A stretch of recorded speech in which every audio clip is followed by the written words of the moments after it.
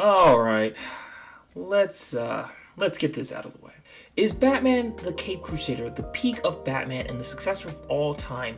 GOAT. Batman the Animated Series? No, not even close. But is it bad because it has a gingerbread penguin and race swap characters? Also no, but I'll explain more of that later in my video. Batman the Caped Crusader is the most alright series I have ever watched. I don't think it was that bad, but I will not agree and say that it is the successor of the animated series. This is the same conversation that was had about Matt Reeves' The Batman movie, which was another alright Batman movie. Yeah? I'm setting everything on fire. Today I would like to talk about an animated series that I found head-scratchingly frustrating because the potential was there, but in the end, it never did reach that mark, at least for me. With Bruce Timm at the helm, someone I am going to talk about more later in this video, they started to work on the project over 3 years ago with different producers that lent a hand to the project. J.J. Abrams, Matt Reeves being part of them. We're going back to the animated world of Gotham set in the 1940s with no technology, just Batman, using his wit, his skills, and soaring over the sky of Gotham. A more grittier, darker take going back to the age of comics that Bob Kane and Bill Finger worked on. The reason for Batman's suit design, Alfred's jolly demeanor, and many of the other designs from Batman's Rogues and Heroes Gallery that they put in the series. From cameos with Summer Gleason of BTAS fame and Lois Lane of Superman from the 1940s Fleischer cartoons, and singing the Robins, especially my favorite Robin, Carrie Kelly. This series is 10 episodes long and 30 minutes each. It is a overarching saga of what it seems to be Batman's year 1 or 2. The voice cast for the series is alright. Honestly, the one that stood out the most to me was Harvey's. Well, because he voiced the Batman in the previous series. Diedrich Bader, which honestly, he never really misses a beat. Catwoman, voiced by Christina Ricci, and Bullock, voiced by John DiMaggio, stood out as some of them that really caught my attention. The voice actor for the Dark Knight himself, while he did a good job, I really did feel like he tried to follow too close to Kevin's inflections when it came to certain things. He also had mentioned that as well in an interview regarding the comparisons between him and Conroy himself. He didn't do bad, but maybe it's just something I feel were more of a imitation of the character rather than trying to be himself. Now, I know that I am personally nitpicking, so I won't go too hard on it, but that is what it feels like to me, to be honest with you. Now, since the series has been out for a little bit, and I just want to really just kind of hammer home the points that really bothered me, rather than just kind of go over everything. Now, let's get to the meat and potatoes of the story. So, this is Batman's year 1, which I'm going to start by saying this. Can we please stop with the year 1 stuff? It has been played out to death at this point, and honestly, there are more interesting Batman stories than year 1, Dark Knight Returns, and The Long Halloween. But I hear you say out there, but this is really based off the first one of the comics, which I reply loosely. They're clearly trying to build some kind of cinematic animated universe with this while bringing characters from Constantine, the Green Arrow, and of course, Superman. It's old, it's tiresome, and it's getting annoying to not only see this with Batman, but other heroes as well, i.e. Spider-Man. Alright, off of the rant, we watched the detective go through many adventures throughout the series, and him learning to become a better version of the Batman. So, some of the positives. One thing I really did appreciate is that we really do watch the character of Batman change. We see him learning to be more than just vengeance, but a symbol or beacon of hope, which is nice and all, but once again, I feel another reused thing we've seen in other Batman media, and frankly, I think done better in others, but I will talk about that at a later point of this video. We see him meeting his villains for the first time, trying to help take down the corrupt cops of Gotham and fight the mob families as well. Learning how to be a better detective with the episodic, non-episodic style of things, an overarching story for the 10 episodes, which, while it is a good style, it is frustrating, especially when it starts a plot beat early on in the season and it's not really paid off until the end of the season. This is something I am seeing more and more via Marvel shows, Star Wars shows, and even the most recent DC shows. My Adventures of Superman is one of those examples. What do I mean by this? Well, in the season, the show will open up with the first or second episode getting you hooked into the show, only for the episode in the middle to have filler and no meaning to the overarching story. Then the final 2 episodes, or just the last episode, grabs all the story beats that were interesting in the beginning at the end. It's one of those things that, while a cool idea, I think it affects TV seasons because you get so involved in storyline A at the beginning that you don't care about the other storylines that the creators are handing to you. We go through Gotham and its intricacies and see the different villains and rogues gallery from Batman and the Green Arrow's lineup, which once again I think is really cool. We get to see more of the villains besides you know who being the Joker, but we'll talk about that at the end of the video. Let's see, I like the Catwoman episode. That was fun with the Catmobile. The last 2 episodes featuring Harvey Dent becoming Two-Face was great as well, and that honestly is about it. I'm being serious here, guys. When I said there wasn't much I really did enjoy about this series, I really didn't mean it.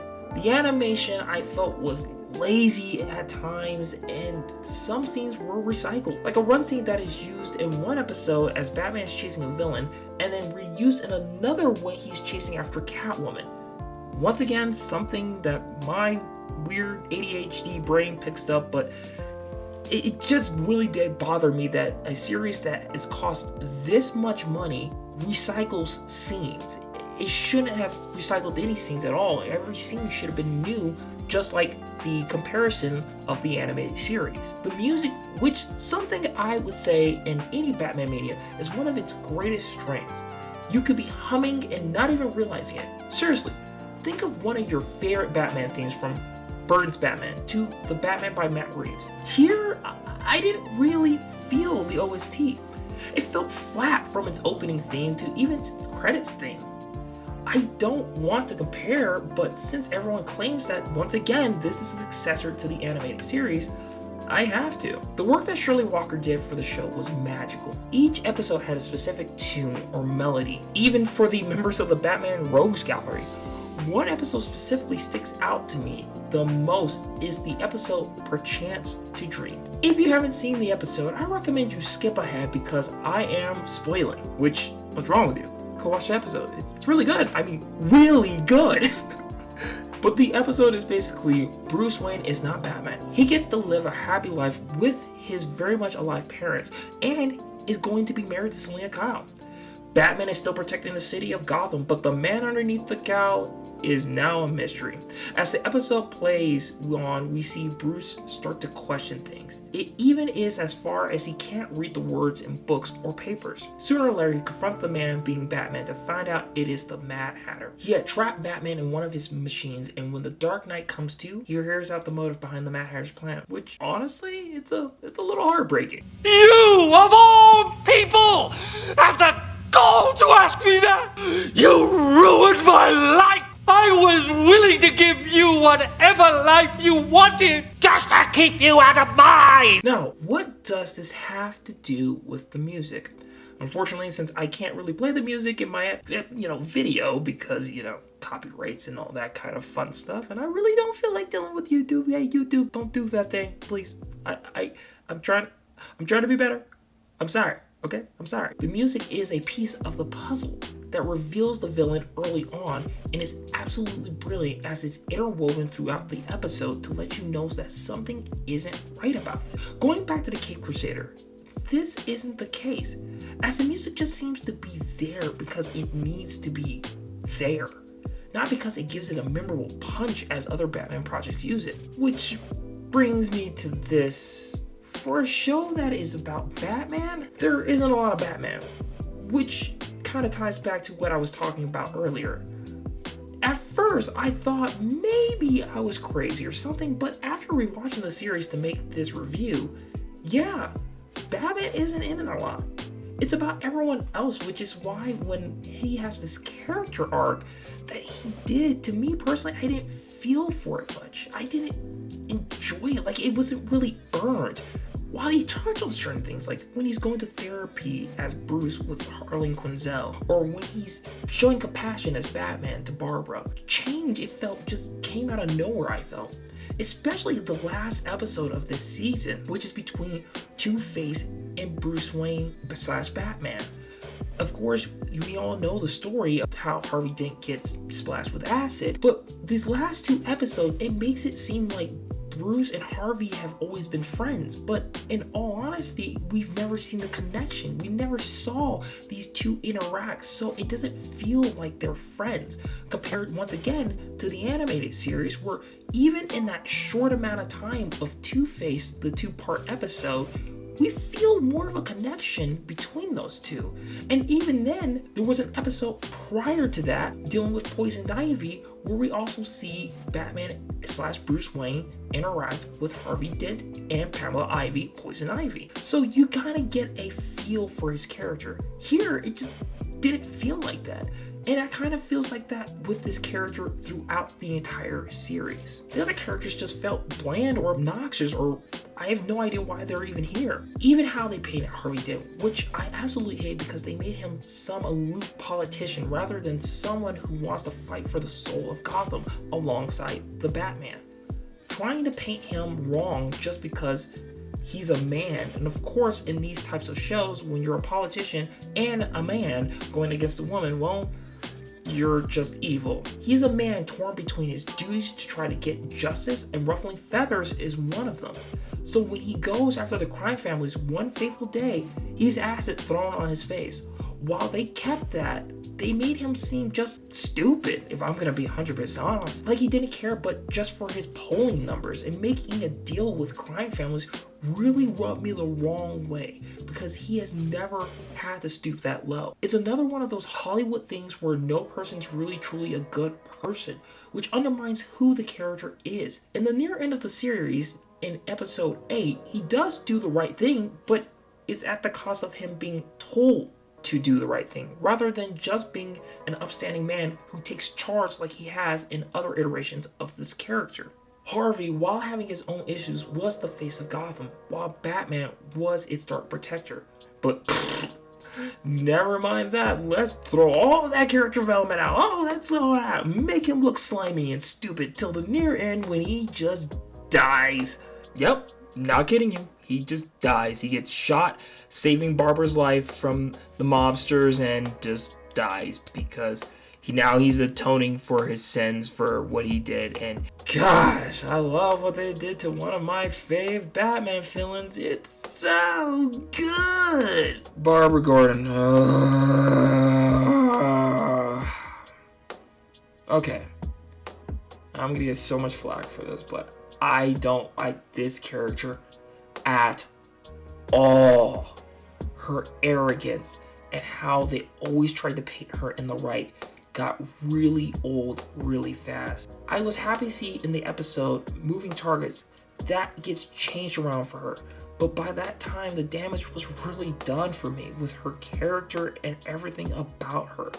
While she does have a redemption arc, especially trying to help Harvey, the man that she kept belittling throughout the entire series, I still found her annoying. Honestly, this is probably the worst version of this character. It's really telling when the Lego Batman movie can somehow get her more right than the series. And that's still a different adaptation of the character in its entirety. But they still managed to do her better than the actual character herself. Montoya. Wow, man, this is... Oh, I'm gonna sound like I'm just hating on women. I really don't hate women, okay?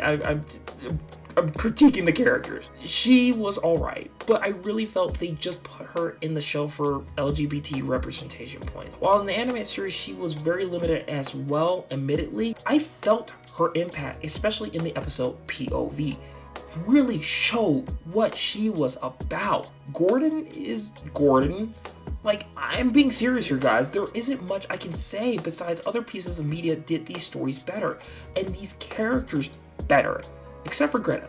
Greta was funny as all get out. We needed a whole series about Greta. Bring Greta back. Hashtag bring Greta back. Okay. Now we're coming down to one character. One character that honestly made me not enjoy this series as much as I should be. And I get it. I get it. You can't just base your whole entire opinion on one thing, yada yada. I get it. But this character is everything that I have a problem with, just everything that's in Hollywood. Harley Quinn. I absolutely, positively, unequivocally loathe this version. Here's the thing. I'm not even a Harley Quinn fan in the first place, especially with her rise to power through the 2012 till now thanks to the DC's New 52. In the new comics, she was more or less the female equivalent to Deadpool and really ran into the ground with that old lol so random type of humor that was very popular between 2012 to 2015. Trust me, I was all part of that humor. I lived that humor. I have a channel on that humor. It was super cringe and it's super cringe now. While here, this Harley seems to listen to the equivalent of crawling by Linkin Park in the 40s. Why this character makes me so upset is the pure, pretentious nature of Hollywood yet again trying to lecture the masses down below. The episode I am referring to is entitled The Stress of Her Regard, where Harley is kidnapping rich CEO men, torturing them, and making them give up their wealth and leaving them more or less for dead. Claiming that them being men and building their wealth from the bottom up is because they're hurting their employees, or they're not giving enough to Gotham, or helping shelters or things like that. And just, they try to play her actions off as justified, but they really aren't. Because in a way, this comes off as hypocrisy. Due to the first episode alone, titled In Treacherous Waters, which we deal with Oswalda, still hate that name. I don't understand how you could come up with something better, but whatever. It's a nitpick, but I mean, literally, there is a character called Olivia Octavius in Into the Spider-Verse, and you couldn't come up with something better? I mean, yeah, I get it. It's a play off of Otto. Once again, this is a nitpick. I don't know why I'm ranting. I'm so sorry. Which she was one of the most powerful and richest women in Gotham, murders her own son, and has some innocent blood on her hands alone.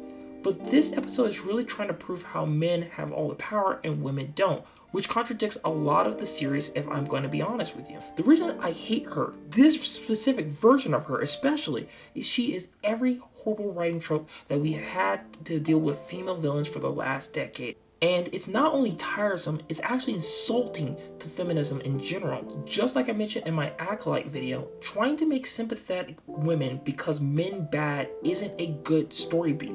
The fact they are so loose with the 40s from certain things like having a black commissioner, women on the force, a black defense attorney, open and outward LGBT representation, but yet can't make women evil CVOs and still hold the fact that women are oppressed power in this setting is beyond stupid and unhinged. While I can take a story that talks about equality or the wrong things that men do or women do, blacks do, whites do, whomever, you steer me off the path of disbelief when you show me a time period that wasn't known for what it had in the past and make it look like it did. It's just hypocrisy, it's befuddling, and it's beyond stupid. This leads me to my next and pretty much final point. For a show set in the 40s, it sure seems like it is 2024 LA and New York, which hurts us a lot. I know I'm gonna get flack for this, but I'm going to say it. Bruce Timm is not the genius the world claims him to be. It is Paul Dini and the other writers that really helped DCAU become what it is today. Paul Dini, in my personal opinion, is like that of Bill Finger. You can hear it in some interviews how much Paul fought for certain things to be put in the animated series, while from Bruce's interviews claims he changed the gender of Penguin because of the lack of female characters, but seems to forget that he had a hand in Red Claw, Baby Doll, Talia al Ghul, depends on who's writing her, Poison Ivy, or I don't know, the Phantasm? The Phantasm. I literally make a full video talking about one of my favorite Batman movies. Like, what? So when I heard that Bruce was one heading this project alongside other producers, I had a bad feeling and I was kind of proven right and wrong at the same time. Now, I'm not saying Bruce didn't have a hand in his work, but he had a great team of writers and animators to help the process. The anime series, while the time period was nebulous at best, felt like it was set in a crime-ridden city. From how it was drawn, the slang that was used, and the overall aesthetic about it. Cape Crusader doesn't feel like it is. I really feel like it's on a set of a 1940s Gotham instead of feeling like it is from the dialogue that is spoken to even the ideology stances which comes off more modern than 1940. Now, I'm not saying that you need everything to reflect that time period, but if you're going to have episodes that point out the evil natures of men, but excuse the behavior of women, I'm going to say something. The immersion of the show is poor, if I'm honest, which sucks because I really did go into the show wanting to like it. But I feel like this is another swing and a miss from the DC animated department, and they have been definitely hitting below 500 more and more lately. Now, the show isn't bad. I want to be clear about that, okay? I just want to put that out there. I know it just seems like I'm just being overly negative, but I'm damned to say that this is a successor or even holds a candle to the anime series. Hell, not even the Batman cartoon show, which was a hidden gem, honestly. I personally think it tries too hard to be dark and edgy, that it misses in a lot of ways. The crazy thing about the anime series is that the well-written natures of the stories made it feel more dark and edgy. The animation made it feel more dark and edgy than this show, which is supposed to be more for a teen to adult audience. Am I looking forward to a season 2? Not particularly, especially the spoiler ending with the Joker, which there are other villains besides the Joker. It seems like they're only going to do the same thing with him like they did with Harley Quinn to make him quote-unquote edgier. I think the overall story of this first season, while I do like the changes that Batman becomes more of a nicer Batman that we see later on in his later run, and a couple other story beats here and there, I think where its rating on Amazon Prime is appropriate. It's a 3 out of 5 star show. This show in no way made me excited for more, but if there is another season, which looks like it is greenlit for a season 2, I will watch it when I can. I will at least give it a try and try to see if they at least ramp things up, change some things, and make it a little better. I'm not completely writing this off. What frustrates me is that there are so many good elements that they just sleep on, that they don't really focus on, instead of taking everything and rushing and cramming everything in that horrible, I don't know what to call it, streaming television nature, which needs to stop because it's killing stories and it's hurting your shows, which I felt is part of the problem with this show as well. The nature of the streaming service TV season is hurting the nature of storytelling, which gives storytelling a hard time to really spread its wings and fly. In the end, this is no way the successor of the GOAT animated series, and hopefully they'll learn from these lessons. I really do feel like this series needs either a longer length in episodes to really tell its story, or cut out the bloat and not tell different storylines. Even though I get it, they're trying to make us meet some of these villains, even though they killed off half of his rogues gallery in this first season alone. I really do want to see this do better, but I fear that if they were going to still go with the Hollywood messaging and Batman barely being in the season, I feel that this series would fail. But I could be wrong. They could make Barbara Gordon into a more better character. They could make Batman more of a lead in his own show, and they could be doing a lot of things different. Who knows? Maybe they'll surprise me. But that is it for me, ladies and gentlemen. I hope you guys are doing well. I love you guys. Talk to you later, true believers. Thanks for watching.